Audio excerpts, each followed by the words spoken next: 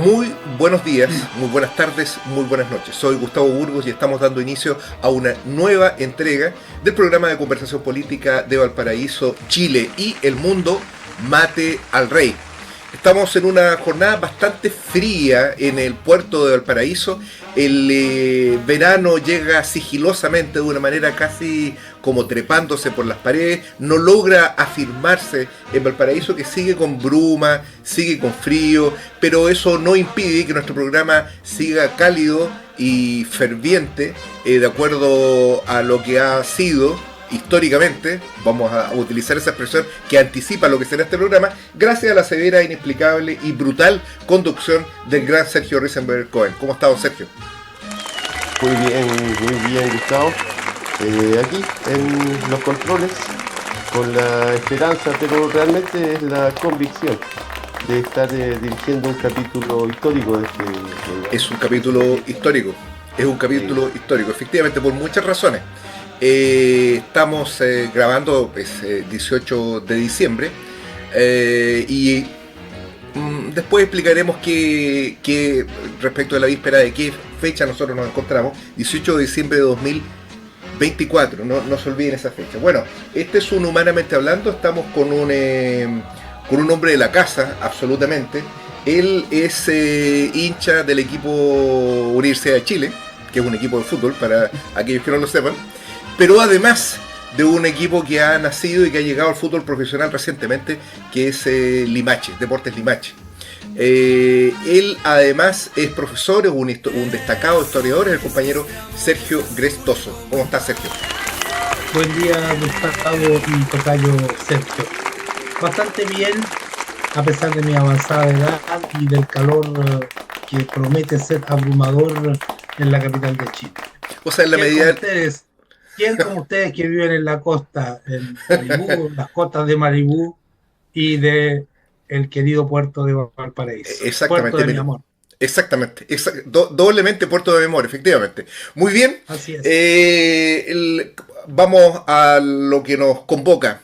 El día de mañana, 19 de diciembre, que es cuando va a salir este programa, se cumplen 100 años, un siglo del fallecimiento de Luis Emilio Recabarren, quien es indisputadamente considerado el padre del movimiento obrero chileno. Y cuando se hace referencia a la paternidad que tiene sobre el movimiento obrero, nosotros entendemos que estamos hablando no de una cuestión gremial o sindical, sino que estamos hablando de la cúspide, del brillo del movimiento obrero, que es precisamente su expresión política. Luis Emilio Recabarren es uno de los principales marxistas latinoamericanos, uno además de los primeros. Tuvo un papel determinante en la estructuración política de la clase obrera, primero como militante del Partido Demócrata, luego del Partido Obrero Socialista, y en 1922 con su conducción a los efectos de la construcción del Partido Comunista de Chile, que nace como una sección de la Internacional Comunista en esa época de la Unión Soviética, en aquella época bajo la conducción de la Internacional de Lenin y Trotsky. Cuando hablamos en consecuencia de Recabarren, estamos hablando no del demócrata que nos han pretendido vender desde las filas del Partido Comunista de Carmona, que hace algunos días dio una conferencia de prensa poniendo un lienzo detrás, precisamente porque ellos pretenden señalarse como el partido de Recabarren. No basta con alusiones onomásticas. Entendemos que para reclamarse el partido de Recabarren es lo fundamental defender las ideas, el programa que precisamente determinaron este fenómeno. Es por eso que es importante hablar de Recabarren, no simplemente porque el calendario nos reclame hablar de la muerte trágica de Recabarren, que también hablaremos sobre ese tema en este programa, sino principalmente porque la imagen de Recabarren interpela una polémica central que ha sacudido, que ha escindido probablemente las filas de la izquierda desde el último siglo. Sergio, ¿cuál podría ser, si es que hay que expresarlo en términos telegráficos, el significado que tiene la figura de Recabarren para el movimiento obrero en Chile? Es un significado polisémico. Depende qué arista de la vida, obra y personalidad de Recabarren queramos poner de relieve. Lo primero que diría, en primerísimo lugar, cuestionaría este concepto tan utilizado de padre del movimiento obrero. Porque un movimiento tan vasto, complejo, diverso, rico y de tan larga duración no puede atribuirse al rol o al papel, al aporte de una persona en particular, por importantísimo que haya sido este rol, como lo fue efectivamente el papel que desempeñó Recabar. Un movimiento de este tipo, así como de cualquier otro movimiento social de mediano o de gran calado, es un movimiento de una gestación lenta. Son décadas como mínimo, a veces varias generaciones, las que se concatenan en un esfuerzo tal vez inconsciente, pero común y sostenido para generar un movimiento de este tipo. Hay que recordar que antes de lo que conocemos como el movimiento obrero propiamente tal, el movimiento obrero clásico, el de los últimos años del siglo XIX y con mayor fuerza comienzo del siglo XX y hasta el golpe de Estado de 1973, a lo menos, antes de este movimiento hubo un movimiento que no podríamos caracterizar como obrero, sino más bien como popular en un sentido amplio, que estaba encabezado no por la clase obrera, inexistente hacia mediados del siglo XIX, solamente existían los peones de raigambre colonial y otros núcleos de trabajadores como los artesanos, trabajadores calificados, algunos grupos de trabajadores de imprenta que sí eran asalariados, más el centro de ese movimiento estuvo siempre ocupado por estos pequeños productores, los artesanos, que luchaban principalmente por obtener políticas proteccionistas por parte del Estado para que sus artesanías, sus talleres artesanales, sus producciones estuvieran en mejores condiciones de competir con la avalancha de mercancías extranjeras que llegaba a Chile después de la independencia política. Pero como nada en la historia es estático, el desarrollo del capitalismo fue generando, estamos hablando de 1860 en adelante, un incipiente proceso de industrialización, una aceleración del proceso de urbanización que ya venía de antes, y con esto el surgimiento de nuevos sujetos sociales, de nuevas clases sociales inexistentes durante la primera mitad del siglo XIX. Estoy hablando principalmente de la burguesía industrial, es decir, del patronato moderno y de la clase obrera o proletariado. Y todo esto va a significar una transformación en las expresiones movimentistas de los sectores populares, de tal manera que se va a ir generando imperceptiblemente, tal vez al comienzo, pero de manera cada vez más marcada, la gestación, el surgimiento de un nuevo movimiento que se entrelaza con el antiguo, que no se trata de una ruptura radical y repentina, sino que de una especie de mutación en la que la nueva vanguardia social va a ser el proletariado en reemplazo paulatino, esto se extiende a lo largo de décadas, del liderazgo artesanal. Y en ese contexto es cuando surge la figura de Recabarren, pero que no construye un movimiento absolutamente nuevo a partir de la nada.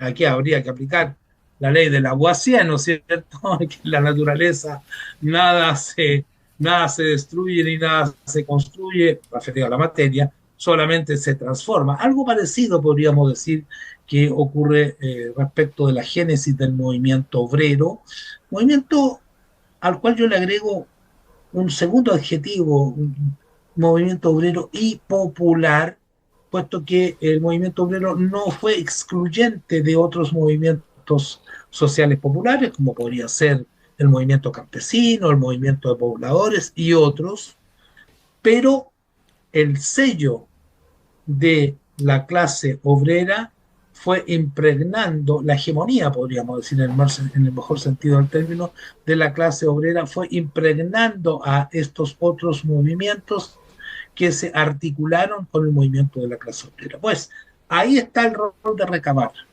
Fue un gran constructor del movimiento obrero moderno en Chile, sin lugar a dudas. Pero no fue el único. También hubo otros, no solamente otros personajes, sino que también otras corrientes políticas que hicieron un aporte fundamental. Me estoy refiriendo en primer lugar a los anarquistas de fines del siglo XIX, comienzo del siglo XX, que fueron los precursores de las primeras formas de organización sindical, las sociedades de resistencia o en resistencia. Entonces, sí, el aporte de Recabarren fue fundamental y habría que ver en qué sentido queremos, en el mejor sentido de la palabra, valga la redundancia, sacarle provecho a su figura, porque Recabarren no nos habla de un pasado muerto, claro, nos habla de lo que era Chile hace 100 años o más, pero también nos habla acerca de las tareas de nuestro tiempo presente. Recabarren fue un gran aporte para la construcción de la identidad y la conciencia de clase de los trabajadores. Yo ¿Cómo creo se que define? ese Sí, fue el aporte. ¿cómo se define el trans? ¿Risenberg tenía una pregunta? Sí, bueno, en relación justamente a eso, yo leía en el libro del profesor, que recomiendo, Acá que lo voy a mostrar yo, para que... Igual lo vamos a dejar en la caja de descripción. sí, Este es muy un bueno. texto que de alguna manera sirve de base a esta entrevista. Sí, es muy bueno y muy entretenido. Y además uno aprende Historia del bastante. comunismo en Chile. Recabarren, Sí, bueno, La era de Recabarren. 1912-24. La era de Recabarren. Así es. y Recabarren era obrero tipógrafo. Eran los que ponían las letras para los diarios, ¿no? Eran los Así que es. iban en la imprenta. ¿Era natural que ese tipo de trabajadores tuviera un desarrollo político mayor, como pasaba también con al parecer, otros que me han llamado la atención han sido los zapateros, que siempre se les daba por ser anarquistas? ¿Era así? Sí, efectivamente, y es un fenómeno, yo diría, casi universal, ¿ah? No es pues, solamente chileno. Bueno, Hobsbawm tiene un libro sobre, o un artículo, un texto sobre zapateros anarquistas, y los así llamados tipógrafos eh, en prácticamente todos los países jugaron un papel muy importante en la construcción del movimiento obrero. Entre otras razones, porque estos tipógrafos o cajistas, como también se les llamaba, eran alfabetos, sabían leer y escribir, tenían que Claro. saber leer y escribir y bastante bien, puesto que ellos eran los que componían las cajas de imprenta donde se colocaban los tipos, es decir, letras metálicas eh, que hacían las veces de lo que hoy día podría ser el computador o antes de nosotros la máquina de escribir. Es decir, los textos que serían imprimidos tenían que componerse letra por letra en la caja de la linotipia, en la caja de la imprenta.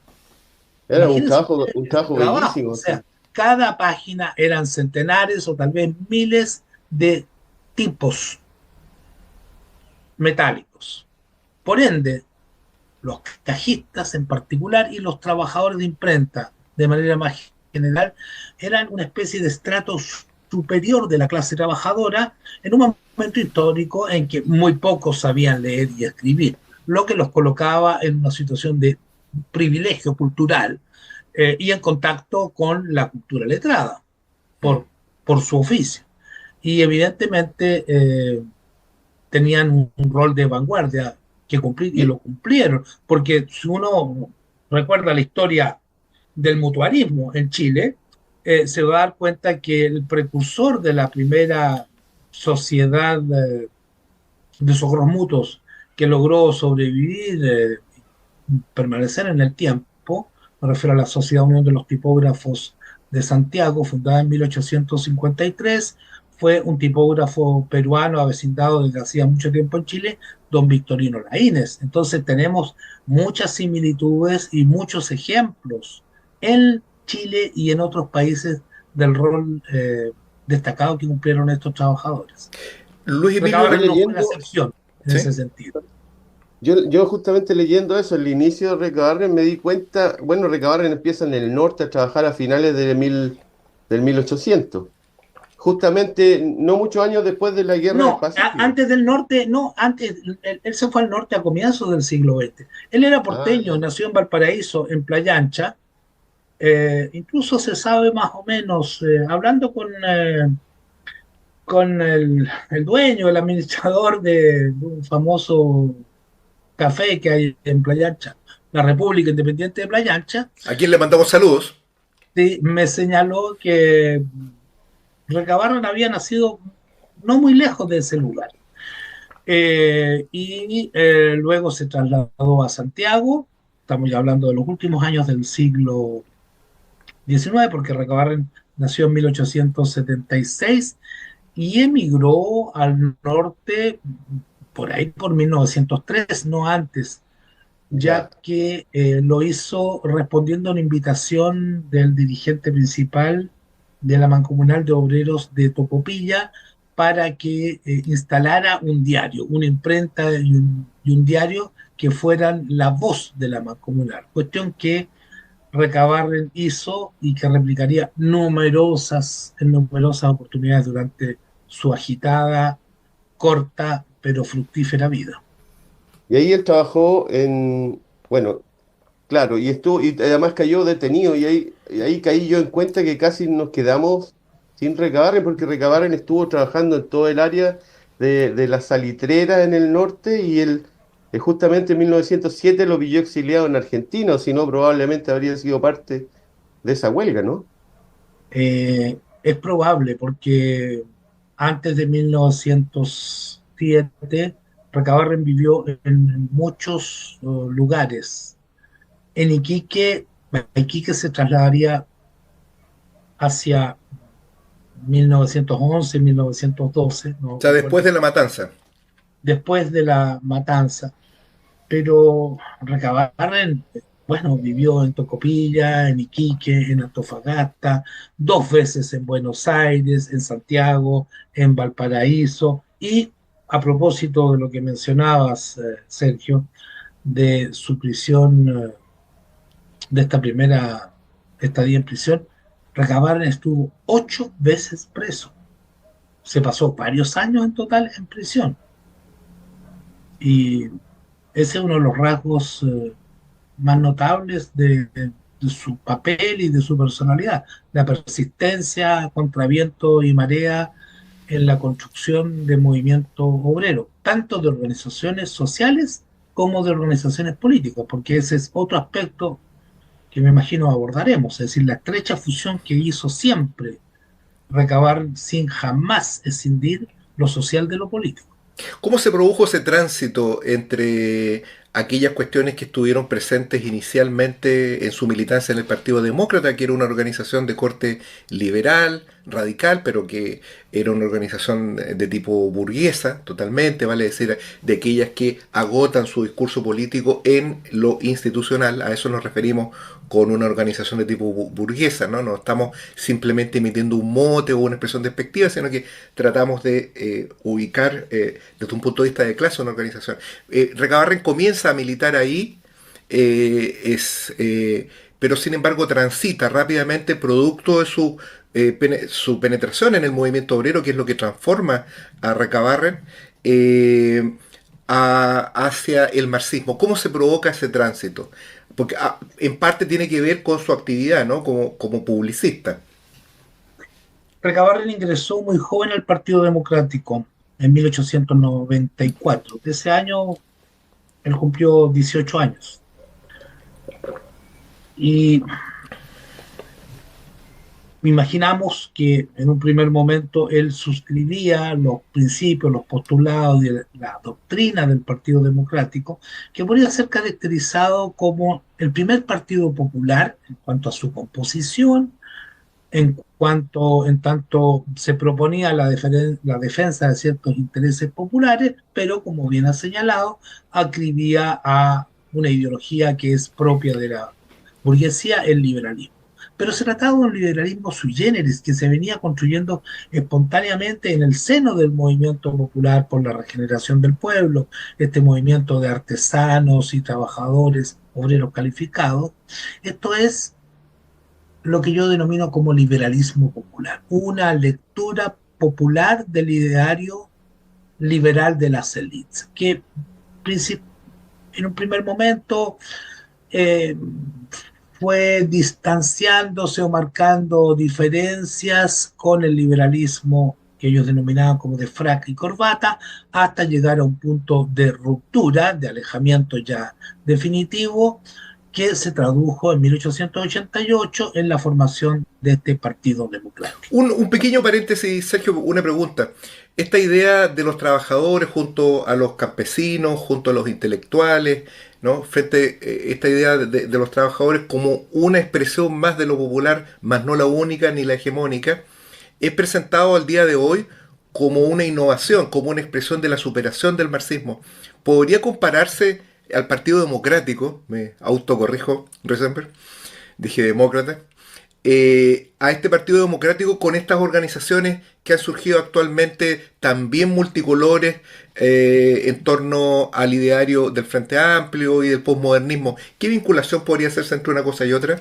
No, yo creo que no hay vinculación alguna, Ya. o muy poca, porque este partido surgió, a ver, generalmente se dice que el Partido Democrático surgió a raíz de la ruptura de la izquierda del Partido Radical, fundamentalmente de los jóvenes radicales que cortaron con la dirección de su partido para formar el Partido Democrático. Esto es parcialmente verdadero.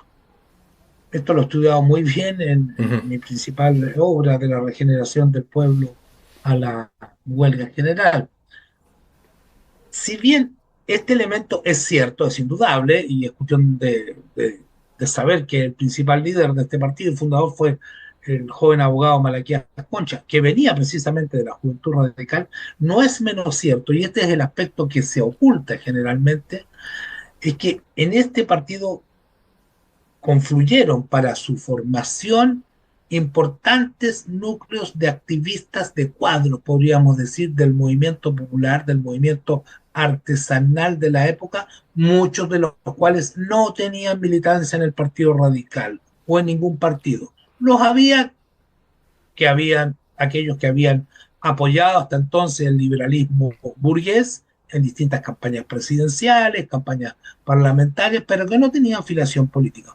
U otros que si bien tenían afiliación en alguna corriente de tipo liberal, se destacaban no por esa militancia, sino más bien por el rol en las organizaciones sociales. Me refiero a sociedades mutualistas, filarmónicas de obreros, cajas de ahorros, escuelas vespertinas de artesanos, cooperativas, etc.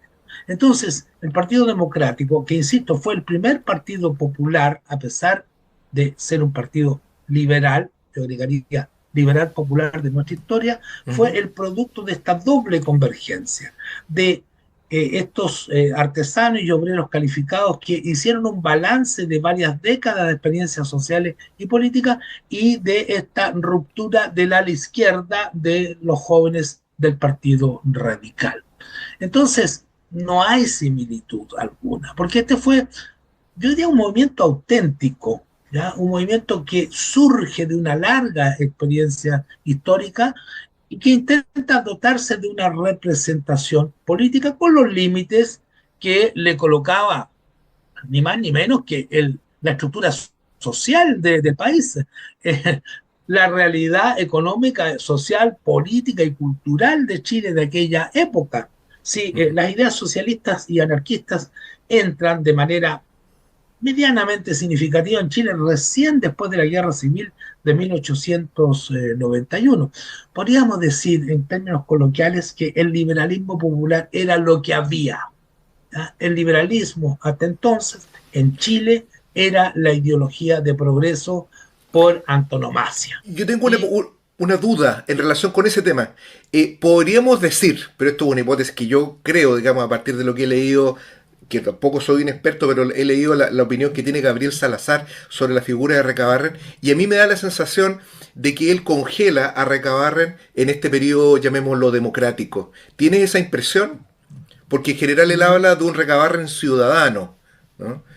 De un Recabarren puramente social. Estoy tomando las palabras de él. No, no es el único, ¿eh? Muchos lo hacen. Eh, hay, hay una especie de recabar en recortado según las perspectivas de los distintos historiadores y actores políticos.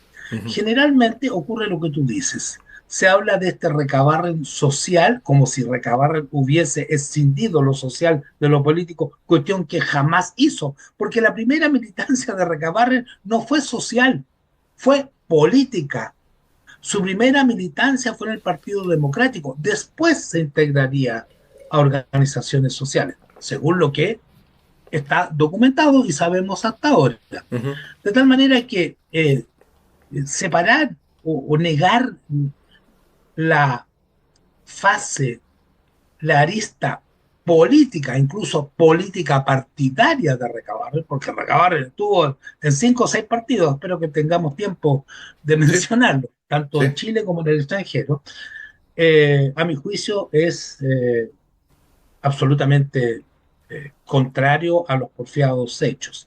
Y por otro lado, ocurre también lo que tú acabas de plantear, es decir, que la visión que se entrega de Recabarren, me parece que es la que trata de entregar el Partido Comunista de Chile, es la de un Recabarren antes de la Revolución Rusa, que es un socialista democrático, podríamos decir, es un socialista que adscribe al socialismo evolucionista y reformista del sector hegemónico de la Segunda Internacional, cuestión que podríamos decir que efectivamente fue Así así, era. Ujú. mas no el Recabarren que conocemos luego de la Revolución de Octubre, que radicaliza enormemente sus posiciones, especialmente, aunque no exclusivamente, después de su viaje a Rusia, a la Rusia de los soviets,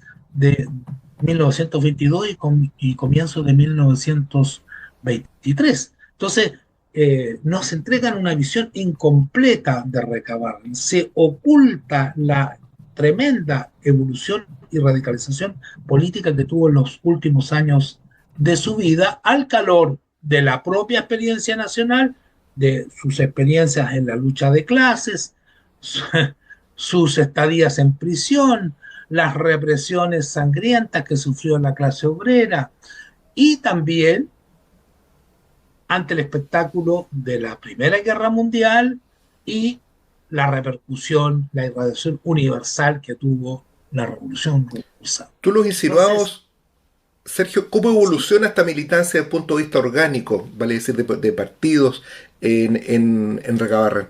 ¿Cuál es su camino? Recabarren empezó a militar en 1894 en el Partido Democrático. Hacia fines de ese siglo, 1898, 99, ya era secretario general del partido. Pero hacia esta misma época, Recabarren ya empezaba su radicalización política en el seno del Partido Democrático, puesto que hacia 1900 lo que eran dos corrientes de opinión se transforman en fracciones, yo diría, prácticamente antagónicas. La fracción reglamentaria, que era la fracción oficialista, probablemente mayoritaria, conducida por el abogado Malaquías Concha, una fracción claramente reformista, partidario de la integración sistémica, en la institucionalidad, y que fue la que dirigió la incorporación del Partido Democrático en 1896 a la Alianza Liberal, alianza de partidos de signo liberal. Los había muchos, es decir, no solamente el Partido Liberal a seca, el Partido Liberal Doctrinario, el Partido Democrático Liberal, que era el partido balmacedista, el Partido Radical, que como su nombre lo indica, era el partido más radicalizado del liberalismo, y el propio Partido Democrático, que se consideraba a sí mismo como la expresión más pura, consecuente y verídica del liberalismo. Entonces, ¿qué ocurrió? Ocurrió que como en aquella época no existía un servicio electoral ni un tribunal calificador de elecciones, sino que era el propio Parlamento el que calificaba, es decir, determinaba si tal o cual diputado o senador había sido correctamente elegido. La ratificación de los resultados electorales, elecciones en las cuales el cohecho era impresionante, Además había podía votos censitarios y solamente votaban los hombres. sí, censitario ya no es estrictamente, puesto que en 1874 se había abolido el censo, dando por supuesto que los requisitos para votar lo cumplían solo los hombres que supieran leer y escribir, lo que amplió un poco el padrón electoral, pero no enormemente dado la gran tasa de alfabetismo de aquella época. Entonces, como era el Parlamento quien calificaba las elecciones, y esta calificación no se hacía en base a los principios de justicia, Ujú. a la legalidad, a la probidad o limpieza o de estos actos electorales, sino en función de conveniencias políticas, en función de las alianzas que se tejían en el seno del Parlamento, la dirección del Partido Democrático para proteger sus diputaciones, más tarde tendría también senaturías, ministros de Estado, etcétera, decidió ingresar a la Alianza Liberal. Y esto generó un descontento y una desilusión en importantes sectores del Partido Democrático y en la zona de radiación de este partido en los medios populares, puesto que esto contravenía de manera flagrante las proclamaciones de autonomía absoluta respecto a los partidos de la oligarquía. De tal manera que en el Partido Democrático se fue conformando hacia fines del siglo XIX, se fueron conformando dos tendencias, la de los reglamentarios, conducida por Malaquías Concha, y la de los doctrinarios que exigían el cumplimiento de la proclamación de fe de autonomía absoluta en la que se encontraba Recabarren. Él todavía no era el principal dirigente. Y esto se transformó en dos fracciones, con direcciones políticas opuestas hacia comienzos del siglo XX. Pero para hacer más complejo el panorama, en el seno de la fracción doctrinaria surgió una corriente que se autoidentificó, y esta era la corriente de Recabarren, como demócrata socialista. Pues no todos los doctrinarios estaban de acuerdo con los postulados del socialismo. Había doctrinarios a secas, que se oponían a los reglamentarios en el tema de las alianzas, más no en otros puntos, o más no en otros puntos con la misma intensidad. En cambio, este sector más radicalizado, el de los demócratas socialistas, poco a poco fue ampliando sus puntos de diferencia con la fracción oficialista, la fracción más legalista, adocenada, más conservadora, y extendiéndolo a cuestiones que tenían que ver con el trabajo en la base social, con el impulso al naciente sindicalismo, con el impulso a las huelgas, es decir, con una visión, una estrategia y una táctica más radical en las luchas sociales y no tan solo en las cuestiones electorales. Y de esta manera, Recabarren fue impregnando su pensamiento de algunas ideas incipientemente socialistas, fue haciendo una diferencia más nítida entre democracia, entendido democracia el cuerpo de ideas del Partido Democrático, socialismo y anarquismo, porque en un momento él consideraba que estas tres corrientes apuntaban a lo mismo y que solamente los diferenciaba una cuestión de métodos, y fue definiéndose cada vez más a favor de las posiciones socialistas. Rice me quería hacer una pregunta, me parece, ¿no? Déjame terminar una idea. Sí. Y un hecho fundamental en esta radicalización y definición en pro del socialismo sería su estadía su primera estadía en Buenos Aires entre 1906 y 1908, pues ahí él militó por primera vez, lo haría nuevamente 10 años más tarde, en el Partido Socialista Argentino. Risenberg está sin audio, cosas que le ocurren a los grandes, inclusive. Sí. Es que no quiero pagar a nadie. Ya, muy claro. Eh, Justamente de ese periodo iba a volver porque yo creo que solamente va a dejar claro yo estaba chequeando y Recabarren se fue al norte por el 1903 a Tocopilla. Y ahí fue, pero no solamente es algo importante porque en 1906 fue elegido diputado por Antofagasta y fue condenado a 541 días de cárcel. Entonces se va a Santiago y de ahí se va a Buenos Aires. Así Y es. eso hace que en 1907 él no esté en el norte, porque de haber estado en el norte probablemente nosotros no tendríamos programa de Luis Emilio Recabarren y capaz que había caído al lado del Rucio de la Escuela Santa María. Por eso ese hecho que parece ser tan simple, probablemente escribió de alguna forma, permitió escribir la historia del Partido Comunista.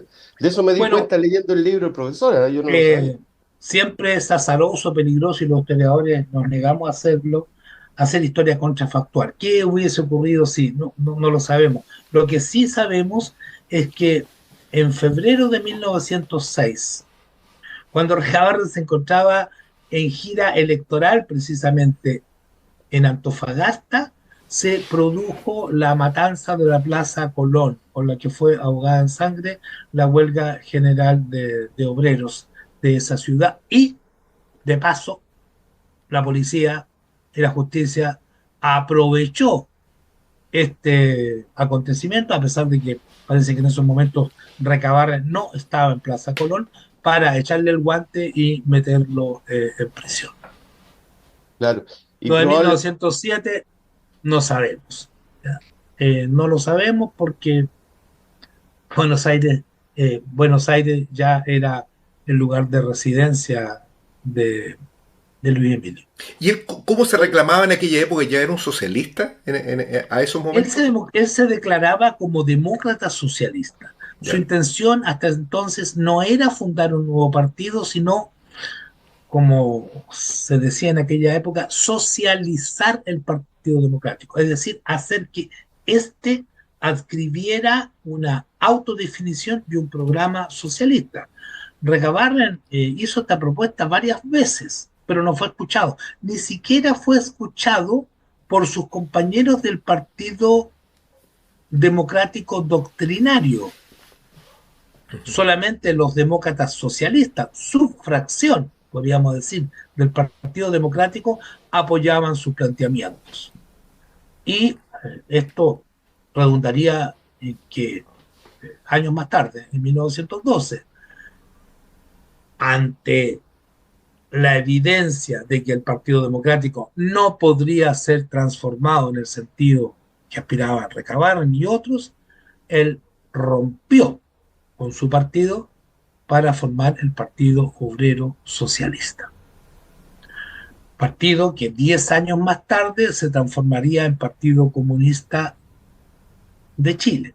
Pero continuando con el tema de las militancias políticas de Recabarren, habría que agregar, como les decía hace un rato, que entre 1916 y 1918 él y Teresa Flores vivieron, Teresa Flores su compañera, Sí. que fue dirigente de la FOCH, vivieron alrededor de 2 años también en Buenos Aires, eh, y en este contexto a Recabarren le tocó ser uno de los dirigentes del Partido Socialista Argentino, de la izquierda de este partido, que rompería con la dirección reformista que navegaba en las aguas de la Segunda Internacional en contexto de guerra mundial para formar el Partido Socialista Internacional, germen directo del futuro Partido Comunista de Argentina.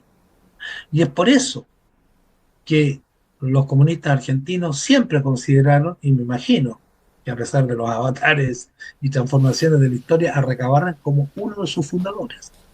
O sea, hasta ahora tenemos militancias políticas partidarias de Recabarren: Partido Democrático, Partido Socialista Argentino; 2, Partido Obrero Socialista; 3, nuevamente Partido Socialista Argentino; 4, Partido Socialista Internacionalista de Argentina; 5, Partido Socialista, Partido Comunista de Chile; 6, y también Partido Socialista Internacional del Uruguay, puesto que estando en Argentina, Recabarren viajó a Uruguay para contribuir a la formación de este partido, ancestro directo del Partido Comunista Y el del Partido Uruguay. Obrero Socialista Perdí eh, la cuenta, entonces, de qué Recabarren puramente social, mutualista, mancomunalista, sindicalista, educador popular o director de periódicos me habla. Es verdad que Recabarren cumplió todas esas funciones, pero escindirlo de las proyecciones políticas y de las orgánicas políticas en las que él militó, y no solamente militó, contribuyó a formar, siendo el principal dirigente de varias de ellas, es realmente un despropósito que no tiene en cuenta para nada los porfiados e irrefutables hechos históricos. ¿Cuándo se transforma? Sé que puede ser un ejercicio un poco peligroso, pero es decir, cuando alguien se transforma entendemos que esto es un proceso, pero ¿en qué momento nosotros podemos reconocer a la figura de Recabarren como la de un revolucionario, desde un punto de vista político, doctrinario, si se quiere, o tradicional? Cuando deja de ser un liberal democrático y pasa a sostener una concepción de toma de poder de los trabajadores, una concepción insurreccionalista de la revolución, eh, una concepción que se aproxima a el paradigma bolchevique. Bueno, como bien lo has dicho, esto fue, y he tratado de demostrarlo en estos minutos y en varios trabajos, esto fue evolutivo. Nadie nace revolucionario, ni menos aún marxista. Los revolucionarios, los anarquistas, los marxistas se hacen. ¿Se hacen cómo? A través de las experiencias de vida, ¿ya? Del contexto de lucha social y política, de la lucha de clases, de las lecturas, de los contactos, de las influencias del medio familiar, social, cultural y político. Y la radicalización de Recabarren se extendió a lo largo de muchos años, de las ideas liberal populares a las ideas democráticas socialistas, de las ideas democráticos socialistas al socialismo evolutivo, también reformista de la Segunda Internacional, Uh -huh. y luego, a través de las experiencias ya mencionadas, al marxismo de impronta leninista y bolchevique, eh, gracias a la irradiación mundial, universal de la Revolución Rusa. Ya en 1917, Recabarren utiliza, me parece por primera vez, el concepto de dictadura proletaria o dictadura del proletariado. Y sus posiciones se van a ir radicalizando al punto de que hacia 1920, eso ya está claro, está bien estudiado, él y otros dirigentes del Partido Obrero Socialista impulsan su transformación en Partido Comunista de Chile y su adhesión a la Tercera Internacional que Lenin y los bolcheviques habían creado en marzo de 1919 en la Rusia soviética. Y como sostuve, el viaje a la Rusia de los soviets va a ser fundamental. De regreso de Rusia, Recabarren vuelve muy entusiasmado. Dicho sea de paso, hay que desmentir aquella patraña de que una de las razones de su suicidio habría sido la desilusión respecto de la Revolución Rusa. Eso es absolutamente falso. No hay ninguna prueba documental. Todo lo contrario. Recabarren recorre buena parte del país dando conferencias y charlas cubriendo de elogios a la Revolución Rusa. Escribe en 1923, si mal no recuerdo, un famoso opúsculo, La Rusia obrera y campesina, texto en el que entre otras cosas, reproduce largos pasajes de documentos escritos por Lenin y por Trotsky, respectivamente, y los cuales declara su admiración, su apoyo a la Revolución Rusa y su adscripción a las ideas del bolchevismo y del leninismo. Es decir, eh, Recabarren se había convertido en un comunista a carta cabal. Podemos entrar en, en precisiones y en matices de qué tanto conocía la doctrina marxista, pero no cabe la menor duda de que Recabarren estaba en la línea de la Tercera Internacional, y eso se reflejó en este regreso a Chile en el hecho de que proclamara sin ambigüedad de ningún tipo su adscripción a las ideas de la necesidad de la dictadura del proletariado Ujú. y del uso de la violencia revolucionaria, la lucha armada para la conquista del poder, tal como había ocurrido en la Rusia de los soviets. Recién me quería hacer una pregunta, lo dije gesticulando un poco. Y no, no estaba recordando la historia que cuenta el profesor. En el comienzo del Partido Comunista es cierto que hubieron dos corrientes, que Recabarren estuvo en una corriente en que él esperaba que el Partido Comunista tuviera una autonomía mayor frente a la Internacional Comunista. No, no, no, no. No hubo ninguna corriente en el seno del Partido Comunista hasta 1927 o 28, es decir, hasta varios años después de la muerte de Recabarren, que fuese partidario del sometimiento del partido ante la Internacional Comunista o del seguidismo del partido respecto de la Internacional. Y este es uno de los rasgos más notables del joven Partido Comunista de Chile, entre otros rasgos. Ujú. El primero de estos rasgos fue que, a diferencia de la inmensa mayoría de los demás partidos comunistas que se formaron en distintos países por aquella época, este partido, el Partido Comunista de Chile, fundado oficialmente el 1 de enero de 1922, no fue el resultado de la escisión de la izquierda del viejo Partido Socialista, como lo fue el Partido Comunista de Argentina, el francés, el italiano, el uruguayo, el que ustedes quieran prácticamente, salvo contadísimas excepciones. En China no existía un partido comunista, Claro. partido socialista, a mi parecer, ¿ya? Un partido nuevo. Pero aquí esto es más peculiar aún, puesto que el viejo Partido Socialista, el Partido Obrero Socialista, se transformó, yo no diría de un día para otro, porque esto fue preparado con un par de años, ¿ya? Completamente el Partido Comunista de Chile, es decir, cambio de nombre. No hubo ningún sector significativo de los viejos dirigentes que se opusiera. Uno se opuso al cambio de nombre y a la adscripción a la Internacional Comunista, otro se opuso a la adscripción a la Internacional. Yo conozco, y la historiografía conoce, solo dos personas que no dieron el paso y se marginaron. Enrique Díaz Vera, de la región del Carbón, que dirigía precisamente un periódico que se llamaba así, La Región del Carbón, que era un periódico de la Foch, y Carlos Alberto Martínez, que había sido secretario general de la Federación Obrera de Chile y uno de los fundadores del POS en Santiago en 1912, que no dieron el paso. Díaz Vera se fue en mala, ¿ya? Tuvo una actitud virulenta contra su ex camarada y el nuevo partido, podríamos decir. En cambio, Carlos Alberto Martínez se retiró sin dar la pelea, mantuvo buenas relaciones con Recabarren, es uno de los oradores en su funeral, y 10 años más tarde terminaría siendo fundador del Partido Socialista de Chile. Pero el partido se mantuvo, las estructuras fueron del 31 de diciembre de 1921 al 1 de enero de 1922 las mismas.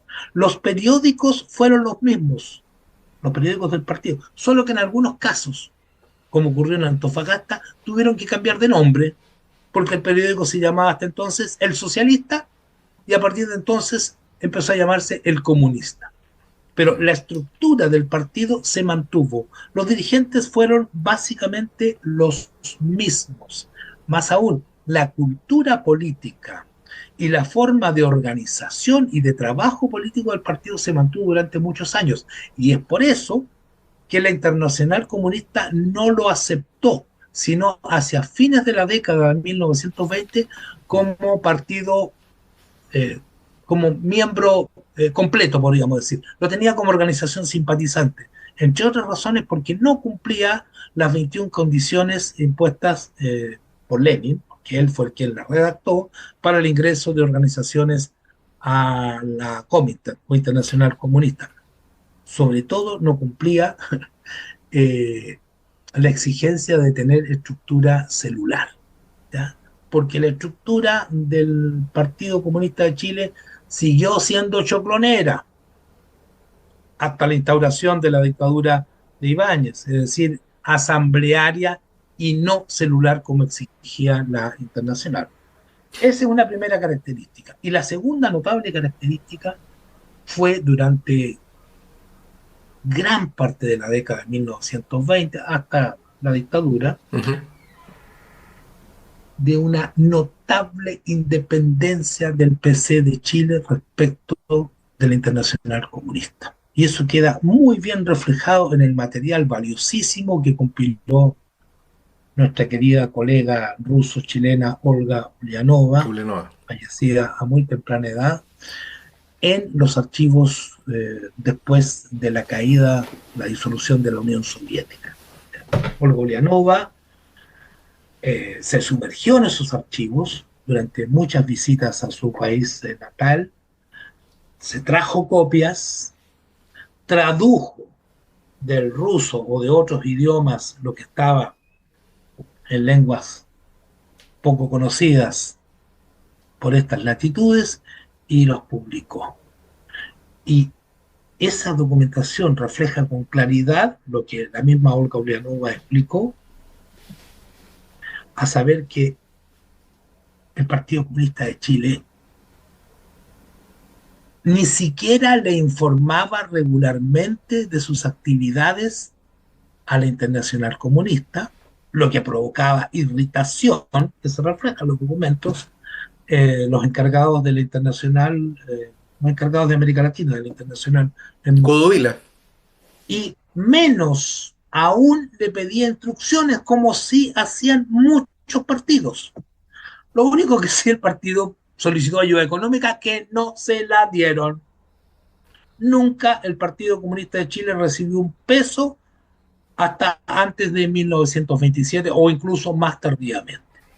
Entonces, es difícil imaginar esto por la historia que vendría después, porque a partir de 1927, en un contexto de extrema debilidad del partido, que de varios miles de militantes había quedado reducido a unas cuantas decenas, más un par de centenar, después del golpe de Ibáñez, en ese contexto de debilidad, solo a partir de ese momento, la Internacional, ya controlada por Stalin y su gente, completamente controlada, puesto que el 27 se liquida la oposición en la Unión Soviética y también en la Internacional, digo, esta Internacional estalinizada a través del Secretariado Sudamericano establecido en Buenos Aires primero y del mismo organismo pero con nombre cambiado, Buró Sudamericano en Montevideo, luego de un golpe militar en Buenos Aires,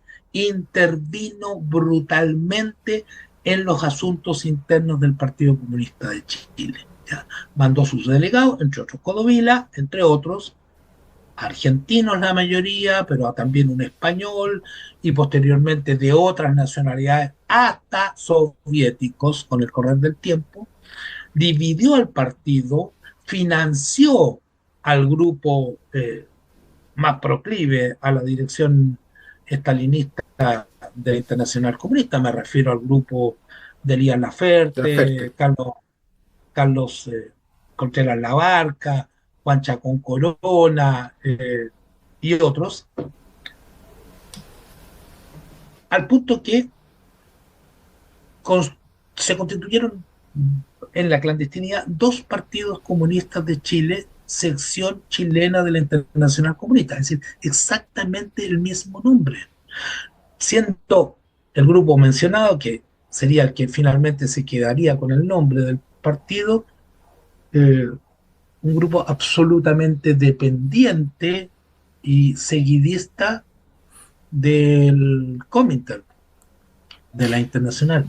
Tan dependiente era que estos emisarios de la Internacional redactaban hasta los documentos políticos del partido, participaban en sus conferencias o congresos, como ocurriría en la conferencia de junio de 1933, en el paroxismo de la línea política ultrasectaria y ultraizquierdista de la Tercer Internacional, de periodo. clase contra clase, la línea derivada de los análisis del tercer periodo, que tuvo una formulación concreta en la táctica de clase contra clase, conferencia en la cual el Partido Comunista prácticamente renegó de Recabarren. Este es un capítulo muy oscuro de la historia del Partido Comunista de Chile. Dicen Recabarren es nuestro, pero y la sarta de críticas lo presentan como un político liberal burgués prácticamente de Recabarren, ¿ya? En la Del cual época, hay que hacerse, ¿ya?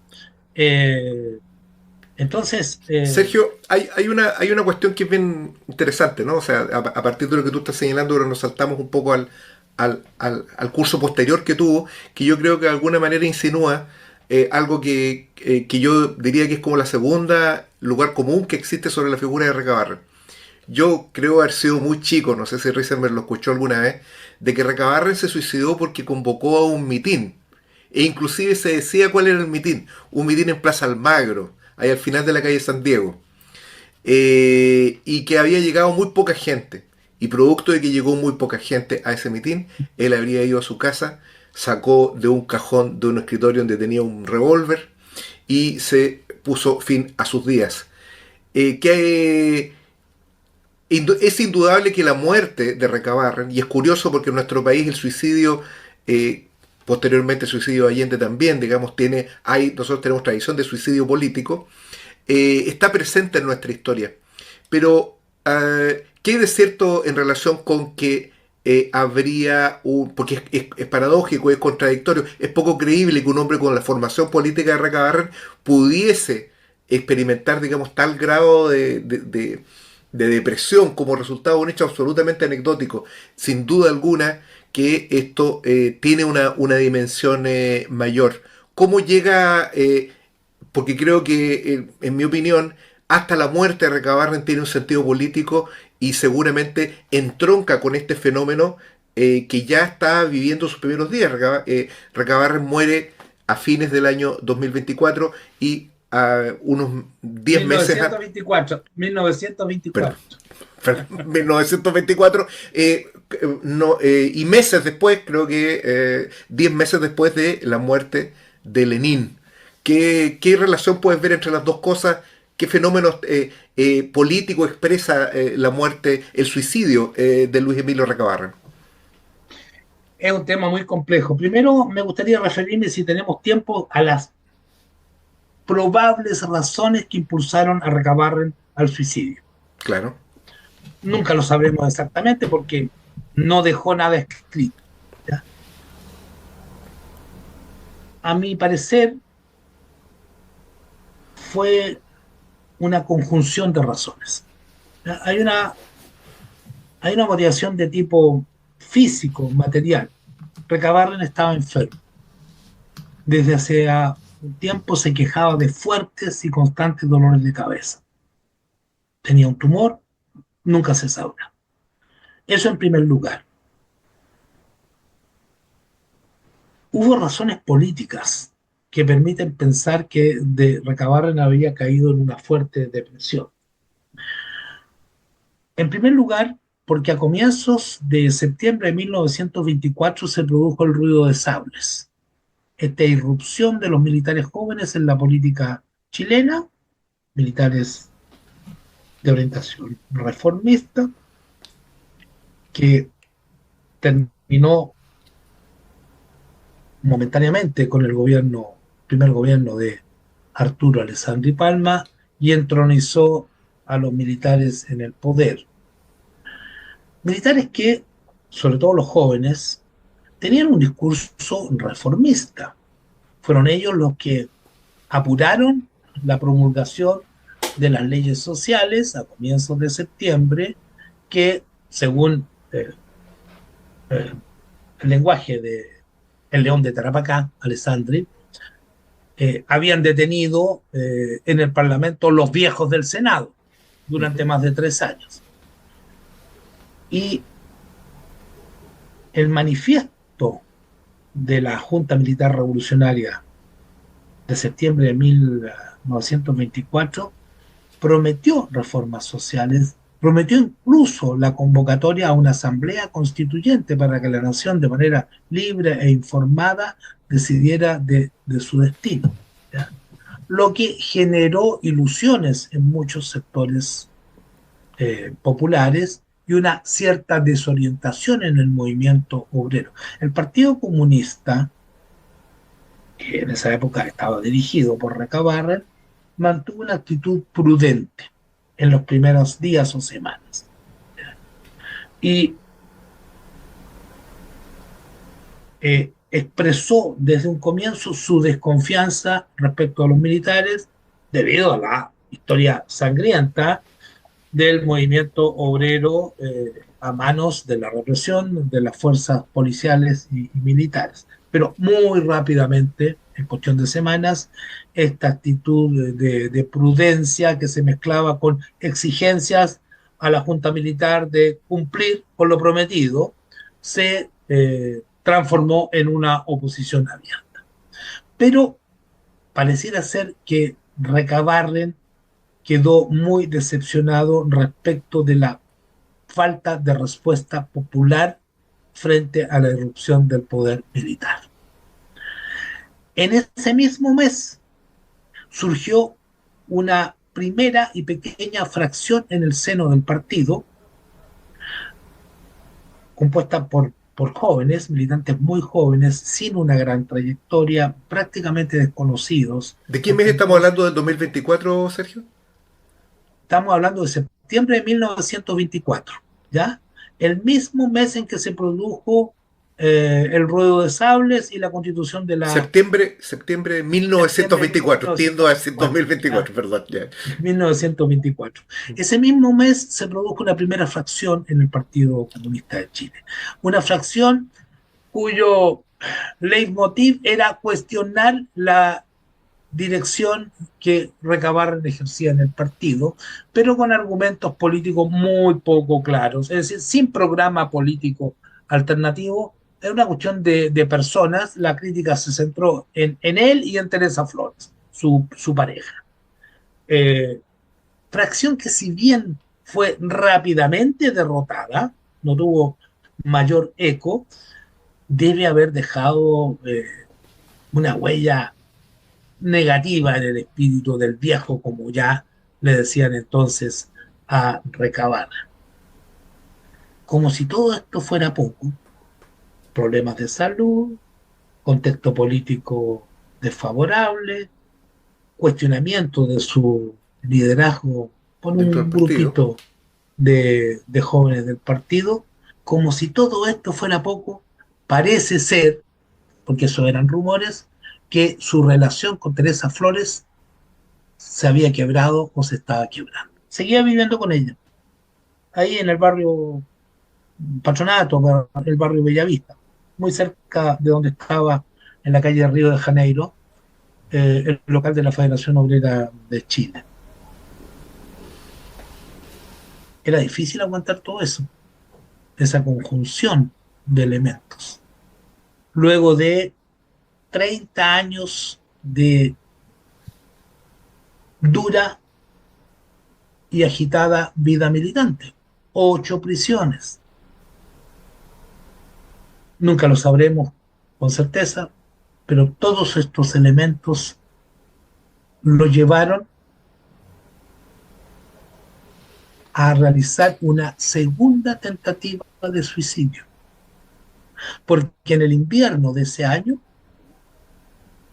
lo había intentado, sin mayores resultados. Pero en aquella oportunidad dejó un texto escrito que es relativamente poco conocido y que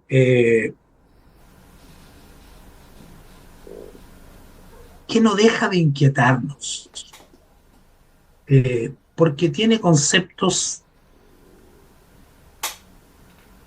que realmente no son los de un marxista eh, completamente construido. Ujú. Me gustaría leer Por estos favor. párrafos, ¿ya? Eh, Dice así: el espíritu mío ha tendido siempre a concepciones más elevadas de lo que debiera ser la vida. Nunca encontré en el camino de mi existencia los elementos inmediatos para alcanzar la realización de este anhelo. Y al llegar a esta avanzada edad de mi, punto suspensivo, existencia, siempre convulsionada por una multitud de acontecimientos, de hechos, de incidentes que en la mayor parte de los casos han amargado mi vida y dolorido mi existencia, alcanzando solo en suma más dolores que anhelos realizados, más sinsabores que actos agradables. ¿Para qué sirve esta parte de la vida? Es decir, ¿para qué sirve para mí que después de haberla vivido un largo periodo humano, 48 años, durante los cuales he luchado por alcanzar la satisfacción de los apetitos de mi naturaleza sin conseguirlo, llego a este momento, no diré cansado, pues no creo haberme cansado todavía, pero llego como expreso aquí, sin sentirme con voluntad para continuar buscando lo que hasta la fecha no he encontrado. Pero eso me voy a vivir la vida eterna por el camino más fácil. Desolador, pero Misterioso, misterioso, sí. inquietante. Sí, sí. Pareciera más, Las complejidades de la condición humana.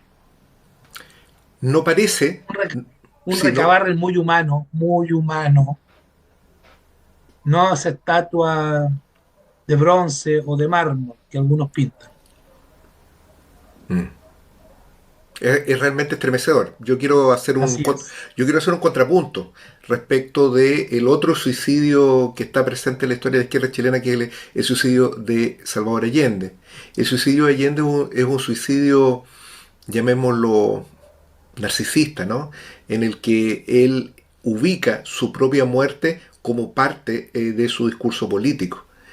No hay ningún elemento en su declaración. El suyo fue teatralizado además en el escenario dantesco del bombardeo a la Moneda y parece lleno de lucha de clases, ¿no? Aparece lleno de combate. Inclusive en los audios se escuchan los gritos, en la Moneda se escuchan las balaceras, se escuchan las explosiones. Tiene un sentido, en ese sentido, absolutamente público. Es la carne de estatua que está presente en la muerte de Allende. En este texto que yo creo que yo no lo conocía, este texto sin duda alguna que anticipa el desenlace final que tuvo Recabarren, porque lo prefigura y probablemente este texto ya no es un texto de intento, sino que es su texto definitivo. Muy probablemente eso es lo que portaba el alma de Recabarren en el momento de poner fin a su existencia. Revela como tú muy bien dices, un Recabarren íntimo y un Recabarren que estaba transido probablemente por dolores que no lograba conjurar su actividad política. O sea, yo creo que acá, de alguna forma, como él emerge como un dirigente proletario, como un político revolucionario, que es lo que fue Recabarren en definitiva, arrastraba de alguna forma cuestiones que se expresaron de esta forma. Yo lo veo de esa manera, o sea, es la intensidad, es la humanidad y es la contradicción al mismo tiempo que del que Recabarren estaba expresando en ese momento. Así fue probablemente. Nunca lo sabremos con exactitud, pero son datos Es, que hay que tener en consideración. sí, ese Precisamente, relato que decías tú, Gustavo, yo se lo escuché, no se lo escuché realmente, se lo leí a alguien que se lo escuchó, a Clotario Blest, que justamente él vio cómo se había retirado recabado. Lo leí en uno de los libros de Clotario Bles, que después traté de buscar, no he encontrado exactamente Lo de la la frustración por el indicación. mitin en Plaza Almagro, ¿eso? ¿Te refieres? Claro, claro, Ya. y que lo ve retirarse muy desmoralizado por el hecho de que no logró, que no había mayor nivel de convocatoria. Y probablemente me encaja con la idea que dice el profesor de que estaba desilusionado por la respuesta popular en ese Mm. momento. Lo que no le impidió continuar con un gran activismo hasta su muerte. Un gran Sí. activismo. Siguió participando en manifestaciones, viajó, escribió en periódicos. Profesor, El ser humano y sus contradicciones, sus claros oscuros. Bueno, Eh, hay, yo creo que tanto desde el punto de vista historiográfico como político conviene rescatar, reconstituir un Recabarren, así como cualquier otro personaje histórico de relevancia, sobre todo de relevancia política para el tiempo presente y para el futuro, un Recabarren humano, no, sin ocultar sus contradicciones, sus flaquezas. Eh, Eso lo hace más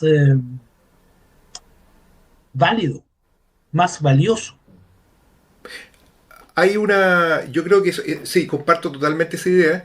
Yo creo que a ver, primero yo creo que es muy importante hablar del suicidio de Recabarren porque esto además tiene una vigencia política, no es que estemos simplemente especulando. En lo que ha ocurrido los últimos 2 años, ha habido un suicidio, creo que ya van 8 o 9 mutilados oculares durante el estallido que han tomado esta cruel decisión, ¿no? Y digo cruel decisión porque en mi opinión, todo suicida es un hombre bomba, ¿no? No solo acaba con su vida, sino que acaba con todo el entorno. El propio Recabarren, creo haberlo leído en un opúsculo en algún momento, era parte también de, había una tradición de suicidas en su familia. ¿Vale? Es decir, hay un montón de elementos que pueden haberlo arrastrado a esta decisión, que además está decirlo en un contexto de retroceso de la actividad popular y de las movilizaciones en nuestro país, hoy día puede ser visto como un camino aceptable, ¿no?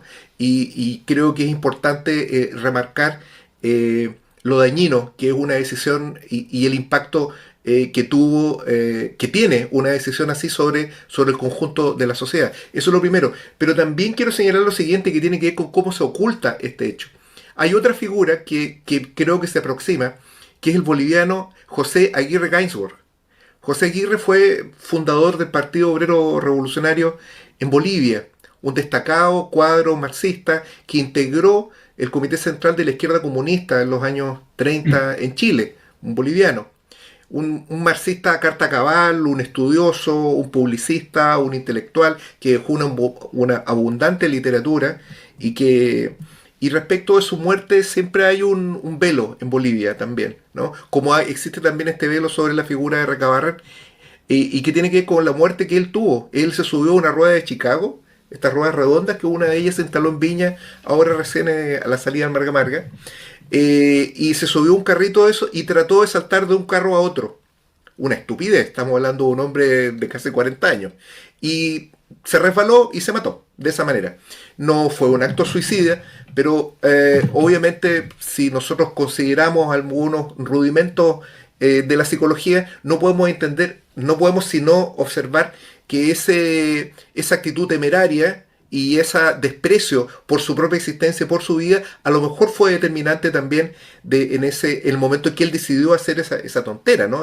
Esa niñería que tuvo una consecuencia desastrosa para la formación de su organización en Bolivia. De alguna forma, yo creo de que en Recabarren también estaba eso. O sea, hay un momento en que el sujeto se despega de alguna manera. Recabarren vivió siempre en un entorno social expresando fuerzas sociales y hubo un momento en que eso a lo mejor resulta a algunos intolerable. Esto no es una justificación, pero sí una explicación para la conducta más allá de una visión interesada respecto de que Recabarren habría tomado esta decisión por haber corroborado que era imposible la revolución. Que esa interpretación es una interpretación bastante interesada y reaccionaria y probablemente promovido a sotoboche, como diría Risenberg, por los interesados en negar esta idea de un Recabarren eh, político y revolucionario. Es que el suicidio de Recabarren puede ser interpretado en un sentido más amplio, ya no estrictamente personal, como el del cierre de una época, También.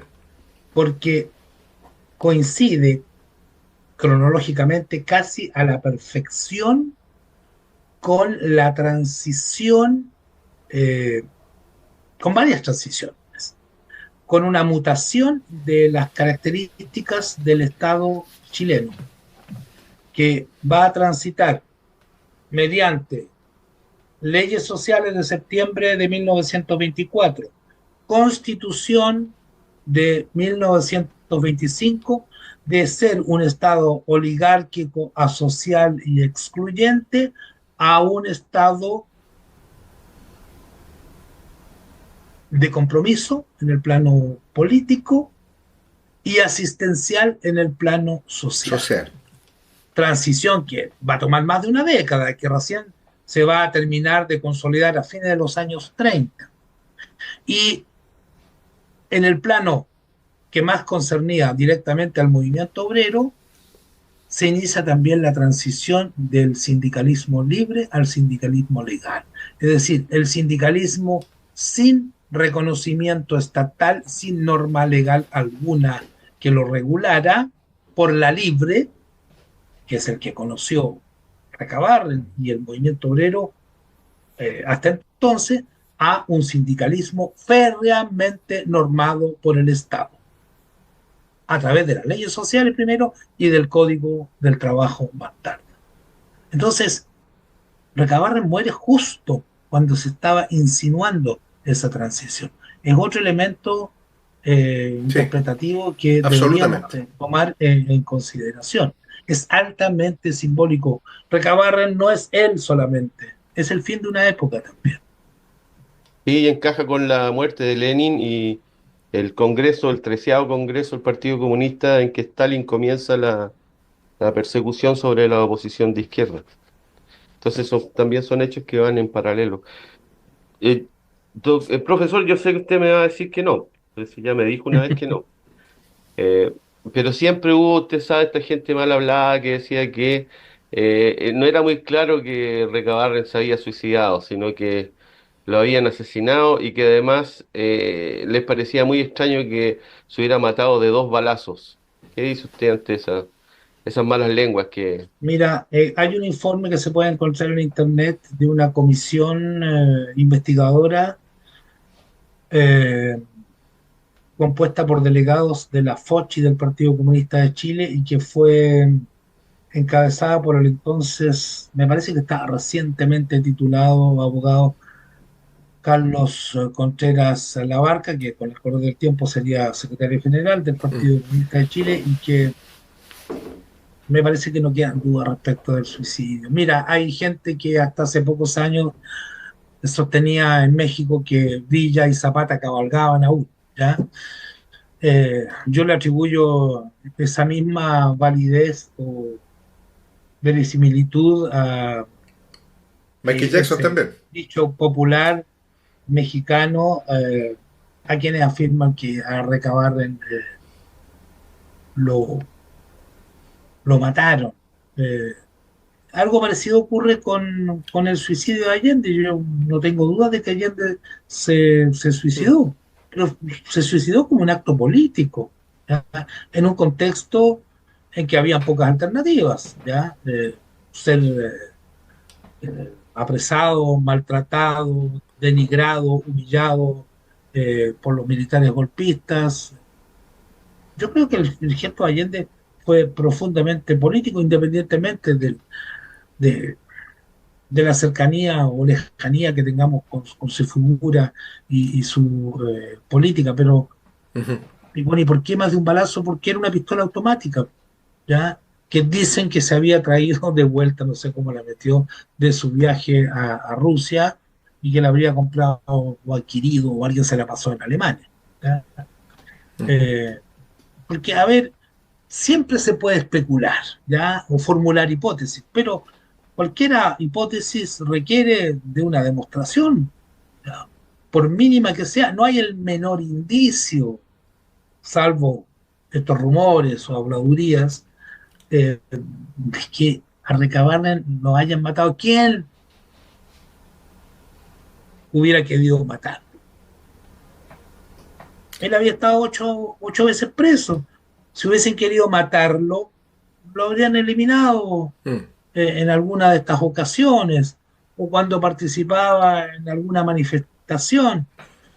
Pero en Las 1900, sospechas recaían en la FEDE y la directiva del PC. pero Esa era la historia. se puede inventar cualquier cosa. La Ferte era cercanísimo a Claro, recabar lo que vendría después, las disputas en el seno del partido, la Claro. intervención de la Internacional Comunista, es otro momento histórico.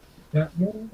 Además, la Ferte en 1924 no era una figura destacada de primerísima línea del Partido Comunista, para nada. Debe haber sido muy joven todavía. Eran Además, otros. ¿Eh? Era Manuel Hidalgo, era su colega Víctor Cruz, también diputado del partido, era Salvador Barrabol, ya. Pero ni, ni Laferte, ni Carlos Contreras Labarca, que era muy joven, recién se estaba titulando, ni Juan Chacón Corona, que no sé si en esos momentos estaba en el partido o lo habían marginado, él había militado en el Partido Obrero Socialista, es decir, ninguno de quienes encabezarían años más tarde la fracción partidaria de la Internacional. ya que Entonces, esa presión fue no contra se el ven razones, Recabarren, ¿no? perdón, no solamente no hay pruebas objetivas, documentales, tampoco se ven razones políticas. No hay razones mm. políticas para que hubiese sido encargado un crimen de ese tipo desde las filas del propio Partido Comunista de Chile. Es decir, hay que haber leído un poco, no digo investigado, la historia de los primeros tiempos del Partido Comunista para entender que eso es una fantasía que no tiene el menor asidero. Yo quiero sacarlo un poco del tema. Y quiero volver también a otros lugares comunes, ¿no? Que yo creo contra el cual de alguna manera hemos conducido esta entrevista. Hay periodos vertiginosos de avance histórico, de periodos de revolución, pero también, como diría César Vallejo, también hay periodos en los heraldos negros, ¿no? Eh, Hay momentos de retroceso político. No que la rueda de la historia gire al revés, pero hay conquistas sociales que se pierden. El medioevo tiene mucho de eso, ¿no? La pérdida de la cultura tradicional grecolatina, etcétera, ¿no? Y de alguna forma también en el movimiento obrero chileno, cuando hablamos de movimiento obrero, por favor, señores televidentes, no crean que estamos hablando de los sindicatos. Estamos hablando de la vida política de los trabajadores. Cuando se habla de movimiento obrero, los sindicatos son una parte, e inclusive una parte eventual. Muchas veces el movimiento sindical nada tiene que ver con el movimiento obrero en muchas partes del mundo porque están totalmente incorporados al Estado y a las instituciones de la burguesía. Por ejemplo, el sindicalismo argentino nada tiene que ver con el movimiento obrero argentino. O lo tiene que ver de una manera precisamente antagónica. En el caso chileno, hay un desarme de las grandes organizaciones obreras, ¿no?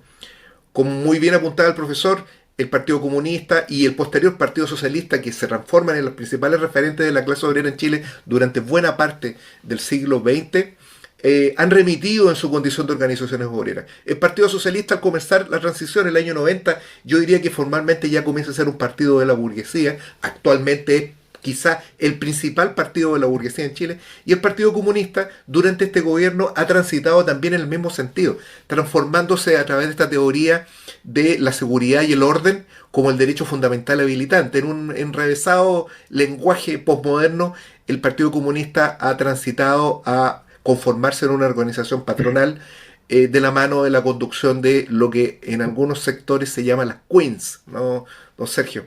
Entonces, y esto podría eventualmente hacerse el paralelo con aquello que se vivió a fines del siglo XIX.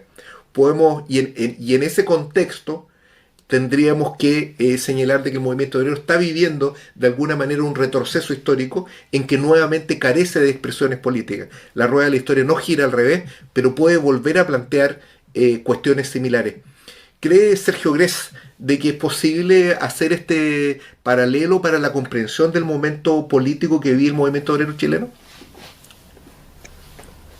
Tal vez, pero con mucha precaución, con mucha distancia y matices. Entre otras razones porque a fines del siglo XIX, comienzos del siglo XX, la clase obrera estaba aún en construcción. Se estaba gestando la clase obrera. Socialmente. A ver, como bien decía el historiador marxista británico Edward Palmer Thompson, la formación de una clase social se refería no solamente a la clase obrera, pero esto lo dicen en el nacimiento de la clase obrera en Inglaterra en particular, que es un gran libro. Sí. La formación de la clase o de las clases sociales es un hecho político, ideológico y cultural, tanto como económico y social. Las clases sociales no solamente se forman en el modo de producción, en las relaciones de producción, en la estructura social, también se conforman en lo político, ideológico y cultural. La formación de una clase no se ha consumado, sino se ha realizado también en este aspecto.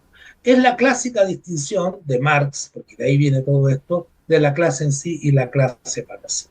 Por lo tanto, lo que hizo Recabarren fue una, y otros de su tiempo, socialistas, comunistas, anarquistas, demócratas incluso, fue una enorme contribución, unos más que otros evidentemente, a la conformación de la clase obrera en el plano ideológico, político y cultural.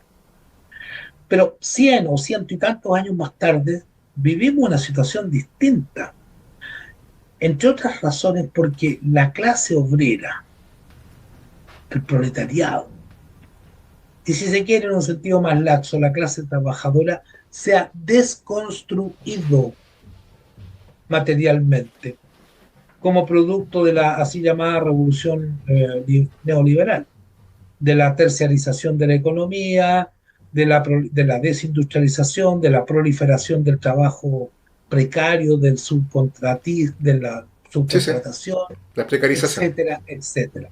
Y junto con esta desconstrucción material, se ha producido una desconstrucción ideológica tremenda. Es decir, son muy pocos los segmentos de la clase trabajadora chilena que tienen una autoidentificación como tales, que se reconocen a sí mismos, ya no digo como proletariado, que es un vocablo bizarro en el Chile actual, sino simplemente como clase trabajadora. Entonces, en este sentido, el desafío es un poco parecido, ¿ya? La reconstrucción de la identidad y de la conciencia de clase, pero en condiciones muy distintas, en condiciones en las cuales no existen esos grandes centros de producción industrial, salvo en contados espacios, no sé, por la gran minería del cobre, por ejemplo, que si bien es una actividad eminentemente extractiva, se realiza conforme a procedimientos y organización del trabajo de tipo industrial, el trabajo portuario y otros. Quintero Puchuncaví. No existen esos grandes centros, esos grandes conglomerados aglutinadores de la clase obrera. Por lo tanto, las luchas actuales, cuando se dan, son luchas dispersas, fragmentadas, sin una unidad material, social, orgánica, que facilite la construcción de organización sindical y de identidad y conciencia de clases. Es una fragmentación de la clase trabajadora en miles de patrones de contratistas, subcontratistas, los portuarios, los trabajadores portuarios, el proletariado portuario tiene contratos que duran un día y al día siguiente tienen que firmar un nuevo contrato. Y la patronal Los finiquitan todos los días. los finiquitan todos los días. La patronal, si quiere, los contrata o no los contrata al día siguiente.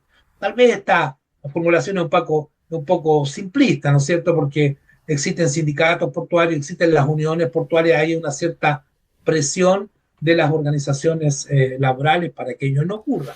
Pero en principio podría ocurrir y de hecho muchas veces ocurre. Entonces, el contexto es muy distinto y por lo tanto, más que copiar y pegar a Recabarren 100 años más tarde, lo que hay que hacer, tanto de su experiencia como la del conjunto de la historia de la clase trabajadora, de su movimiento en Chile y en otros países del mundo, es pasarlos por un filtro crítico y creativo que nos permita imaginar soluciones para el presente.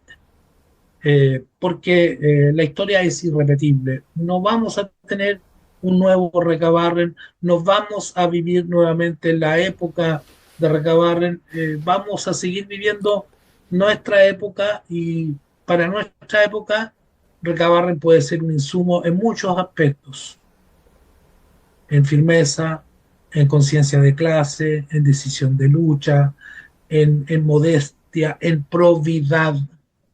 Recabarren vivía tan modestamente que cuando viajó a Rusia le tuvieron que prestar un abrigo para que no pasara tanto.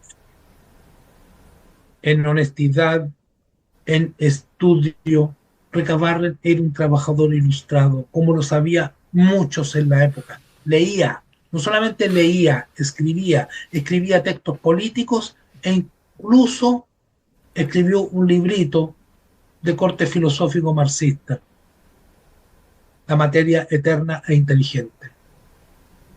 Escribió también una obra de teatro, Desdicha obrera, para cumplir desde otra arista el rol de educador popular. Yo creo que esos aspectos de la vida de Recabarren pueden ser rescatados y reformulados de acuerdo con la condición de los tiempos actuales.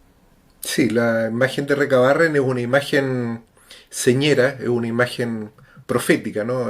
Hemos transitado en esta entrevista que ya llega a su fin, por, yo diría, los tres aspectos fundamentales. Y yo estaba pensando, porque la producción me obliga, Risenberg, usted sabe, es alguien implacable con eso, que yo tengo que dejar el título del programa y un montón de cosas de ese tipo, porque él no perdona. Y claro, yo pensaba Recabarren, ¿no? El político, el revolucionario, el profeta, ¿no? De alguna forma, ¿no? Profeta en toda su profunda acepción, pero fundamentalmente en su capacidad visionaria. Yo creo que los textos de Recabarren y la vida de Recabarren es en sí mismo un programa político. No puede comprenderse la historia del movimiento obrero chileno sin la figura de Recabarren, que como se ha entendido habitualmente, los personajes históricos a veces, y son precisamente por eso que resultan señeros, resumen en toda su intensidad, con sus luces y sus sombras, la claridad y la profundidad de todo un momento histórico. La figura de Recabarren habla del origen del movimiento obrero, habla de la revolución, pero fundamentalmente, y esa es la razón por la que nosotros estamos hablando de Recabarren ahora, y no de Contreras la Barca, ni de Elías Laferte, ni de Manuel Hidalgo. Estamos hablando de Recabarren en particular, porque Recabarren tuvo esa capacidad, como lo han tenido otras grandes figuras de la clase trabajadora, de resumir las características generales de todo un momento histórico. Por eso cuando hablamos de Recabarren, de alguna forma también Recabarren es una excusa. Sergio, ahora que estamos en el momento final de todo esto, después tengo la sensación de que esta entrevista ha sido como un largo camino, como esos viajes de los héroes de las grandes historias, ¿no? Y en ese sentido, Recabarren también tiene un viaje largo, un viaje político, un viaje histórico, pero que es un viaje que también comenzó un lejano 19 de diciembre de 1924. Probablemente estos errores que he tenido recurrentes en ubicar a Recabarren en el 2024 tienen que ver precisamente con la actualidad del personaje. Unas últimas palabras, Sergio, en relación con este asunto. Creo haber dicho lo esencial, ¿ah? Es necesario reapropiarse de Recabarren, del Recabarren más cercano a la realidad histórica, porque yo creo que existen verdades históricas, ¿ah? La historia se puede interpretar en múltiples sentidos, pero hay hechos duros que son innegables, ¿ya? No, no se pueden borrar. Hay que tratar de conocer esa Recabarren, hay abundante bibliografía disponible, incluso en Internet, a la cual se puede acceder de manera gratuita, entre otros los escritos de prensa de Recabarren compilados hace mucho tiempo por Jimena Cruzat y Eduardo Debes, libros como el de Andrew Barnard, un historiador británico, que también ha sido colocado en Internet. No sé si el recientemente descubierto y publicado manuscrito en inglés traducido al castellano que estuvo inédito durante décadas de la historiadora norteamericana Fanny Simon y, según me cuentan, mi propio libro Historia del Comunismo en Chile, la era de Recabarren, ha sido pirateado y se encuentra en PDF. De tal manera que quien quiera conocer lo que fue la vida, obra, el pensamiento de este gran constructor de movimiento obrero, lo puede hacer prácticamente a costo cero. Eso en primer lugar. Y en segundo lugar, como te decía hace algunos minutos, esta reapropiación del personaje histórico tiene que hacerse de manera creativa, no pretendiendo emular su gesta, no porque ella no sea encomiable, sino que porque las condiciones sociales, políticas, culturales, tecnológicas e ideológicas de nuestro tiempo son bastante diferentes a las de la época de Recabar. Yo creo que eh, quienes hagan esto no solamente van a enriquecer su acervo cultural, su cultura general, su conocimiento de la historia, sino también van a poder deducir creativamente eh, buenos elementos, instrumentos y hasta más de algún procedimiento para enfrentar el presente y los tiempos que vienen. Muy bien. Yo creo que el sentido, digamos, de esta entrevista ha sido el despertar precisamente la inquietud sobre el papel de Recabarren para la izquierda revolucionaria hoy día, para los revolucionarios del día de hoy, ¿no? Y para los revolucionarios del futuro, que hará también este texto y esta entrevista, ¿no?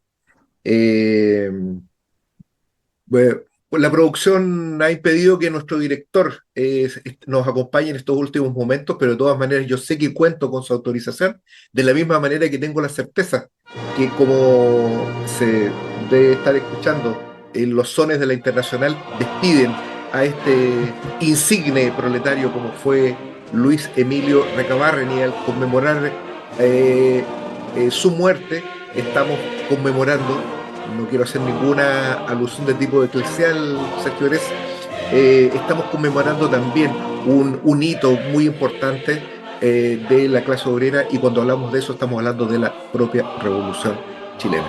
Así que sin más, y encontrándome facultado por nuestro director Sergio Risenberg-Cohen, pongo término a las sesiones de este importante programa político, no sin antes invitar a quienes nos han visto, a quienes han escuchado al profesor Sergio Grez, a suscribirse al canal, a compartir estos contenidos, a reventar el botón de like y a comentarlo lo posible elogiosamente. Y si no es posible que esto sea de manera elogiosa, que sea con la debida altura de miras, en el entendido que las ideas que aquí se han expuesto no son verdades reveladas, sino que muy por el contrario son el insumo necesario del debate político de la izquierda de los trabajadores, en los cuales este programa, Mate el Rey, aspira a conformarse como una barricada. Desde Valparaíso y a Santiago, un lugar ignoto de la comuna de Ñuñoa, Sergio Grez, un gran abrazo, un gusto haberte tenido nuevamente acá, y bueno, ya tendremos oportunidad para volver a encontrarnos y a tratar sobre otras cuestiones. Nos vemos entonces. Chao, chao. Muchas gracias y hasta pronto.